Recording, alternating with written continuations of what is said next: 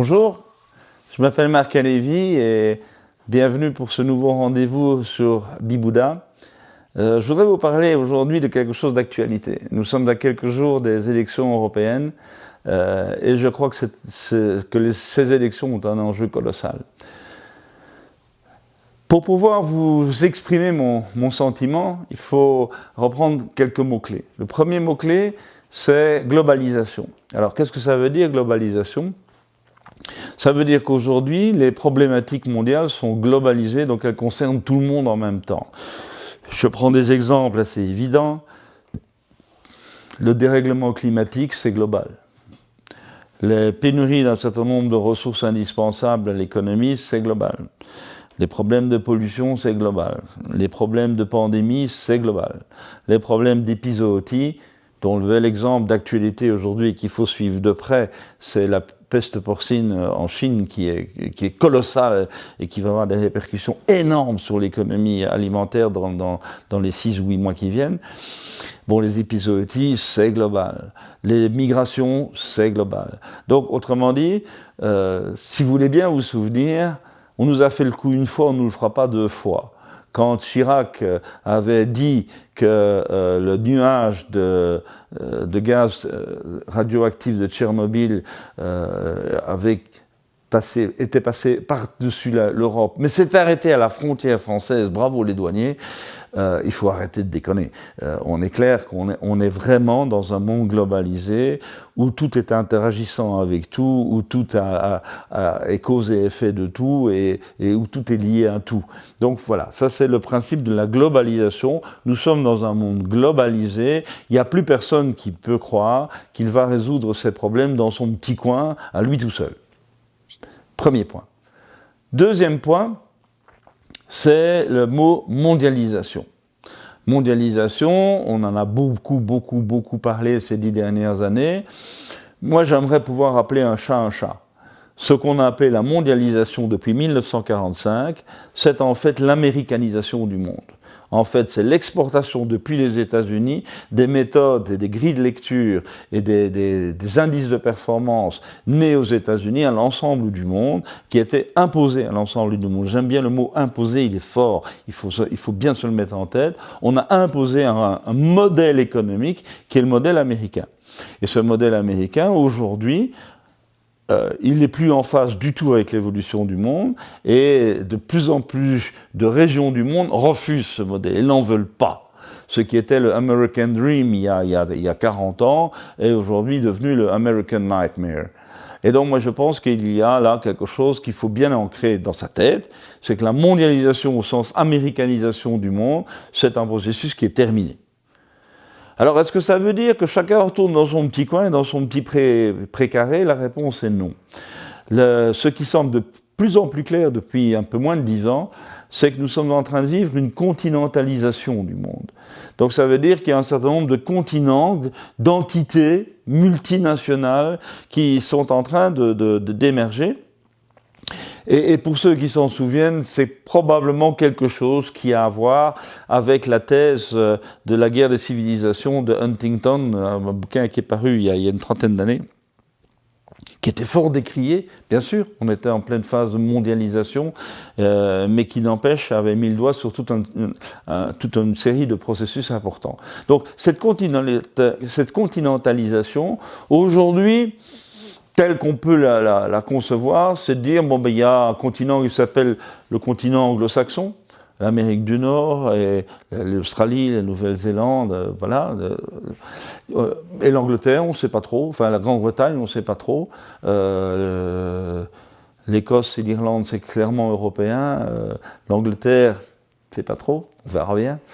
D'autre part, il y a un continent évident qui est la Grande Chine. Alors la Grande Chine, c'est tout l'Extrême-Orient. Au marge, il y a le Japon qui est un peu dans une situation bizarre. Mais pour le reste, la Corée, la Chine, toute l'Asie du Sud-Est, c'est un seul continent avec les mêmes cultures, avec la même histoire, avec les mêmes philosophies, avec les mêmes racines linguistiques. On a l'Inde, au sens très très large du terme, qui est un autre continent.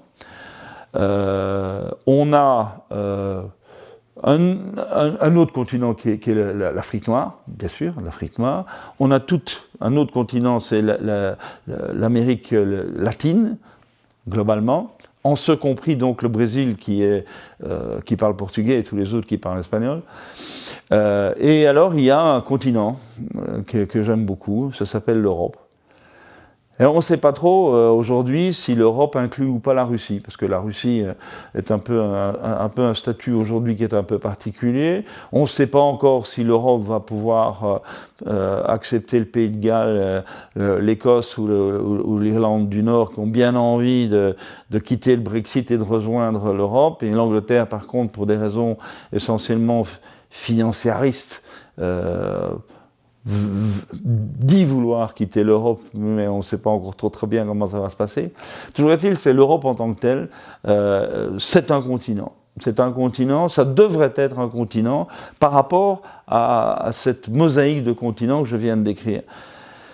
Mais il faut pour ça que l'Europe décide de devenir un continent. Et aujourd'hui, l'Europe, elle est extrêmement contradictoire. D'un côté, un sondage dont j'ai vu les résultats ce matin, plus de 70% des Européens sont extrêmement heureux, mais plus qu'heureux d'avoir une monnaie commune qui s'appelle l'euro. Et ils ne voudraient en aucun cas revenir aux monnaies nationales d'avant. C'est quand même une grande victoire de l'Europe que d'avoir réussi à faire une monnaie commune. C'est quand même extraordinaire que l'Europe ait réussi à établir pendant plus de 70 ans une paix durable et profonde entre des peuples qui ont passé des siècles à se taper sur la gueule. Donc c'est quand même intéressant de voir qu'il y a là des choses fondamentales. La paix, un argent commun. Cela dit, on est toujours aujourd'hui dans une Europe qui ne parvient pas à passer le cap de la fédération. On est toujours, et je voudrais proposer mon image dans mon vocabulaire à moi, on est toujours dans une Europe qui est un assemblage mécanique d'États souverains. C'est une pyramide de pyramides. Moi, je crois qu'il faut vraiment passer à autre chose. Il faut vraiment passer à une Europe qui deviendrait un réseau organique et non plus mécanique de régions autonomes. Ce n'est pas du tout le même langage. Alors, est-ce que ça veut dire que le réseau national, le niveau national doit disparaître ? Je ne le pense pas. Je pense qu'il est évident que la France, en tant que telle, doit préserver ses patrimoines culturels, linguistiques, artistiques et historiques. C'est indispensable que chacun garde ses racines. Mais il faut aussi, au-delà des racines particulières, voir les racines générales. Toute l'Europe, aujourd'hui, à quelques rares exceptions près, et Russie inclus, c'est que nous sommes quand même un continent qui est construit sur une racine judéo-helléno-chrétienne. Et ça veut dire quelque chose. Je ne suis pas religieux, je ne suis pas en train de parler de religion, je dis simplement que pendant des millénaires, ce continent s'est construit dans une certaine grille de lecture du monde, et qu'elle est commune, cette grille de lecture, à tous les peuples. Alors, si on essaie de trouver ce qui nous rassemble, plutôt que de trouver et de chercher ce qui nous sépare. Moi, je suis très peiné de voir aujourd'hui cette remontée des nationalismes. On sait depuis le 19e siècle que chaque fois qu'il y a une montée des nationalismes, c'est aussi la montée de la haine, du rejet de l'autre, de l'intolérance, et donc de sujets de conflit, voire de guerre. Et donc, cette montée des nationalismes est déplorable, elle est lamentable. C'est une espèce de retour à la barbarie. En revanche, qu'il y ait des différences notoires entre les constituants de l'Europe, non seulement c'est un fait, mais en plus c'est une richesse. Arrêtons de pleurnicher en disant oui, mais moi c'est difficile à comprendre les Allemands ou les Suédois ou les Grecs parce qu'ils ne fonctionnent pas de la même manière que moi. Mais c'est justement ça qui fait la force de l'Europe. La force de l'Europe, c'est justement dans la différence, dans le fait de cultiver ces différences qui est une richesse extraordinaire. L'Europe est le plus gros marché du monde. L'Europe est la plus belle histoire du monde aujourd'hui. L'Europe est toujours aujourd'hui le plus grand réservoir des meilleures universités, des meilleurs centres de recherche, des meilleures formations, notamment scientifiques, je parle de ce que je connais, au monde. On est sur un capital extraordinaire. Extraordinaire. Si on ne l'utilise pas, qu'est-ce qui se passe ? Si l'Europe rate, qu'est-ce qui va se passer ? Si la fédération européenne ne parvient pas à s'imposer, qu'est-ce qui va se passer? Ben déjà ce qui se passe aujourd'hui. Il est extrêmement clair que tous les grands problèmes de ces 20 dernières années auxquels l'Europe a été confrontée n'ont pas trouvé de solution européenne. La fin de la Yougoslavie, ça a été un bordel pas possible. On n'a pas réussi à y répondre. Le problème des migrants, on n'a pas réussi à y répondre. Chacun tire la couverture de son côté. On n'a pas un discours commun. On n'a pas une attitude commune. Donc la fédération, elle n'est pas faite aujourd'hui. Ça, c'est extrêmement clair. Si on continue sur ce chemin-là, que va devenir le continent européen? Il va devenir en fait le champ de bataille des grosses puissances continentales d'ailleurs. C'est déjà le cas aujourd'hui. Il est extrêmement clair que l'Europe est un peu le pays où se bagarrent entre eux les Chinois et la grande Chine et le monde anglo-saxon. Si on continue comme ça, on n'aura plus rien à dire. On sera juste le champ de bataille. Alors pourquoi ça ne se fait pas? Pourquoi est-ce qu'aujourd'hui, cette prise de conscience de l'importance de la continentalisation européenne n'existe pas?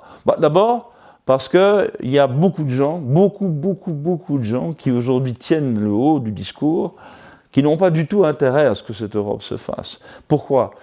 Parce que la politique nationale, la politique souveraine, la politique de chaque pays est un fonds de commerce pour beaucoup de gens, et si l'Europe fédérale se fait, ce fonds de commerce disparaît, ou en tout cas s'atténue énormément. Ils n'ont pas du tout intérêt à ce que l'Europe se fasse. On dit que, mais on ne fait pas. Il est extrêmement clair aujourd'hui que tous ces fonds de commerce sont des non-dits avec la complicité de la presse. La presse adore remuer la boue nationale pour que surtout on ne puisse pas noyer l'Europe dans quelque chose noyer le pays d'Europe dans quelque chose qui est beaucoup plus grand et qui le dépasse. Et donc, on est tous en train de tourner autour de notre clocher en disant notre clocher est le plus beau du monde. Il n'y a jamais personne qui a dit que le clocher n'était pas beau. Le problème, il est d'arrêter de tourner autour de lui. Le problème, c'est d'aller voir ailleurs. Le problème, c'est d'interconnecter tout ça de manière à ce qu'on puisse effectivement s'affirmer pour ce que nous sommes, la plus grande puissance socio-économique du monde, la plus grande puissance culturelle du monde. Aujourd'hui, c'est l'Europe qui est ça et qui refuse de valoriser son patrimoine historique. Et ça, c'est dramatique.